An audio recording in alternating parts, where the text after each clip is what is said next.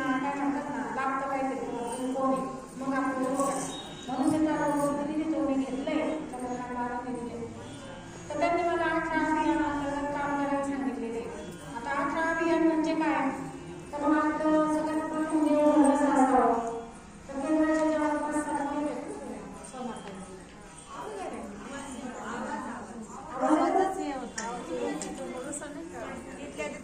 तिथल्या तिथंच गमतो. आरतीची तयारी करणं नैवेद्य झालं की तर त्या निदान अशा 10-12 महिला पाहिजे आपल्याला. आता ते कशासाठी पाहिजे समजा आपण आता खंडे नवरात्र केलं कोणी केलं खंडे नवरात्र कोणीच नाही. खंडोबाचा घट कोणी बसवला खंडोबाचा घट बसवत जायचंय घराच्या पाठ तर कोणी करते. खंडोबाचा घट बसवायचा चौरंगावर देवीचा घट बसवला तसा. आता तुम्ही म्हणायचं की आमच्या पूर्व काळापासून बसत नाही आणि पूर्वी काळापासून स्वामी सेवा बी करीत नव्हते. मग कशी काय केली तुम्ही पूर्वीच्या काळात तुमच्या कोणी सासऱ्यांनी स्वामींची सेवा केलेली किंवा आज सासऱ्यांनी मग केलीच ना.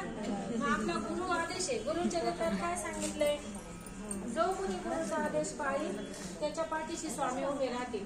एक वेळेस देव कोपला तर चालेल पण गुरु कोपला तर चालत नाही. एक वेळेस देव वाचू शकणार नाही पण गुरु वाचू शकतो.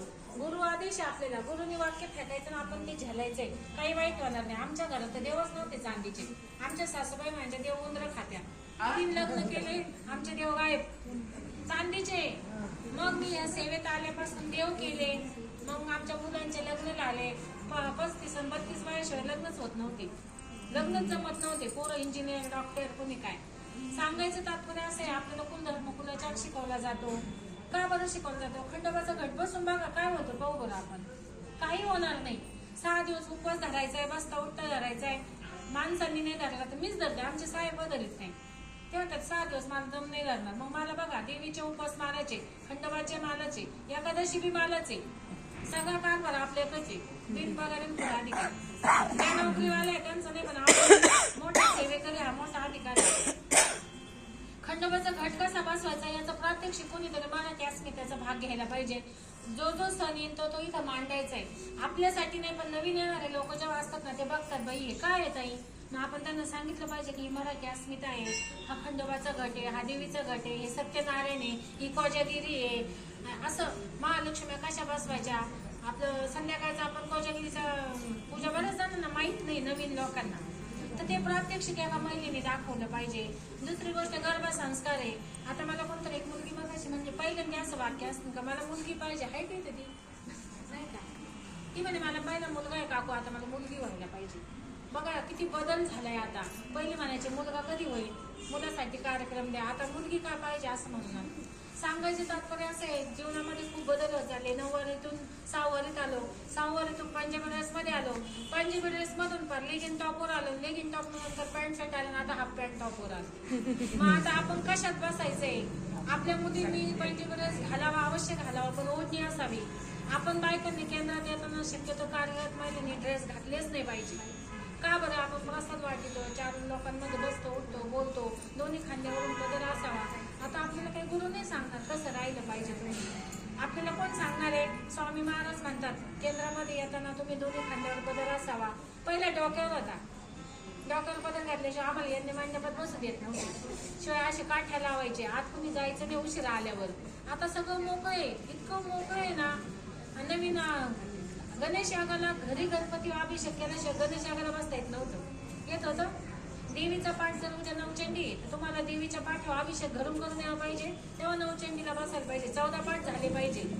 आता 14 नाही एका होत नाही तरी नवचंडीला जाऊन बसते. कारण सांगायचं तात्पर्य असं आहे का नाही बसावं तर देवीच्या आधी काहीतरी सेवा केली पाहिजे. मग आपण देवीला जीव घातलं पाहिजे. पण आपण डायरेक्ट देवीला जीव घालायला जातो ते पण चांगलं नाही. म्हणून आपण एक स्वामी चरित्र दररोज वाचलीच पाहिजे. एक दुर्गा सप्तशती आपण वाचलीच पाहिजे. हवनाला बसताना आपल्या हातात बांगडी पाहिजे कपाळाला गंध पाहिजे दोन्ही खांद्यावरून किमान पदर पाहिजे डोक्यावर नाही तर डोक्यावर घ्या म्हणलं निम्मी संख्या कमी होईल म्हणजे दोन्ही खांद्यावरून असावा. सांगायचं तात्पर्य असे आता मग तुम्ही म्हणता काय बाई तिथं गेलं का लय शिस्त आहे लय असंच आहे पण शिस्तीशिवाय सेवेशिवाय आपल्याला आउटपुट नाही. आता जितके जितके शिथिल केले माऊलींनी नियम तितके तुम्हाला परिणाम बघा कमी दिसायला लागले. पहिले सेवा केली तर लगेच परिणाम दिसत होते. आता का कमी झाले, नियम राहिले नाही, सगळी सोडवून दिली माऊलींनी, तरी आपल्याला काही मानस येत नाही.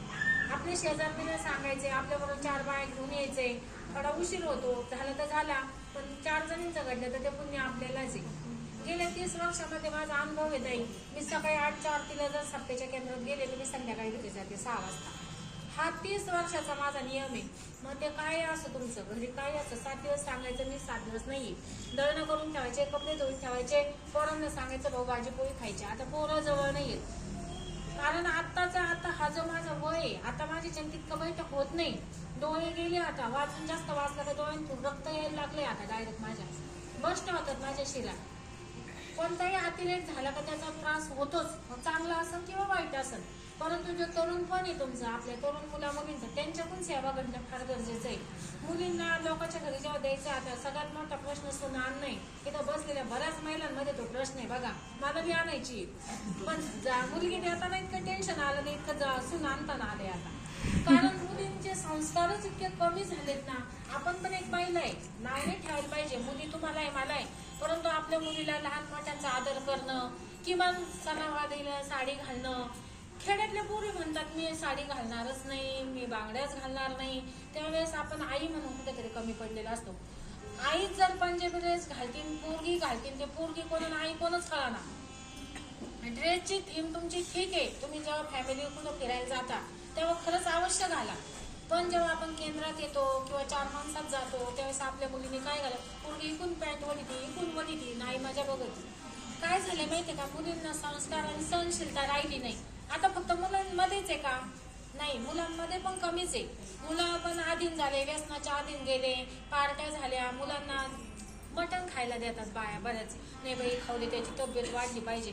ज्या बाया मला म्हणणार आहेत ना मटण खाल्ल्याने तब्येत होत, त्यांनी मला भेटायचंय आज. न खाणाऱ्यांचं मी एज बी काढून देणार आहे सगळ्यांना. मटण खाऊन कोणी तब्येत सुधारत नाही. आत्ताच्या बायांनी लक्षात ठेवा, पोरं खात असेल तर त्याला बंधन घाला. नाही बाया तोंडावर कशाला मारायचं. मला 5-6 जणी अशा म्हणले, बाई तोंडावर मारायचं बरं नाही वाटत, मी करून देते. तू कितीही सेवा कर मग काहीच उपयोग नाही. कारण काय माहिती का, मटण खाल्ल्याने दारू आलेली आहे. पोरं 10वीचे मुलं दारू पितात, सिगरेट पितात, अक्षरशः गुटखा खातात, आणि मग आई वडिलांना इतकं उशिरा कळतं. त्यावेळेस वेळ निघून गेलेली असती. आता रस्त्याने येणारा माणूस आपला राहिलेला नाही. तुम्ही कडेने पायी चालले तरी मागून येऊन उडवणार आहे. भाव पण ठेवला चाला ना ते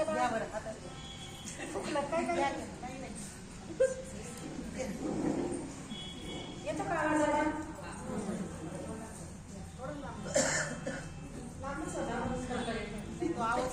सांगायचं तात्पर्य नाही.